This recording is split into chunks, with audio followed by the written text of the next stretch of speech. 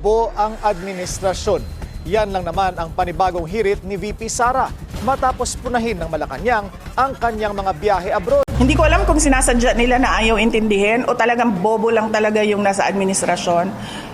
I'd likely lean doon sa latter kasi sa lahat ng mga desisyon nila lately, ilalagay namin doon personal to differentiate it from official. Kasi pag personal, hindi ako gumagamit ng pera ng bayan. Pag official, gumagamit ako ng pera ng bayan.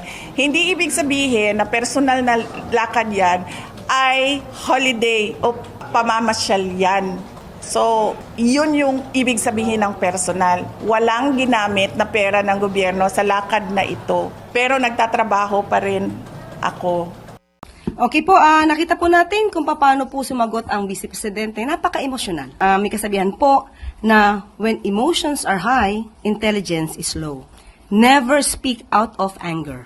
Dahil maliwanag po sa ulat na personal trip ang ginawa po niya. At hindi natin kino-question. Ang sabi po natin noong nakaraan ay it's her choice. Kung dyan po siya abala sa kanyang private or personal trips with her family. Pero hindi po niya kasi ibinunyag na gagawa siya di umano ng official functions. Kung hindi to personal trip, sana ay naging tapat siya sa pagsasabi kung ano ba ang dahilan ng kanyang pagpunta sa Australia at hindi naman ito tutulan ng administrasyon. At ginamit niya ang OVP Facebook. Ito ay parte ng gobyerno pero pang-personal trip. So magkakaroon po talaga ng confusion, conflict of interest. At ngayon, na inamin niya, sinabi niya na siya nagtatrabaho bilang Vice Presidente, lumabas siya ng bansa, kailangan na po siyang mag-ulat sa bayan. Ano ang ginawa niya sa Australia? Ano ang naging resulta ng kanyang official function sa pagganap sa kanyang official functions sa Australia at kailangan din niya pong iulat sa taong bayan kung sino yung mga kasama niya at kung lahat ba ng kasama niya ay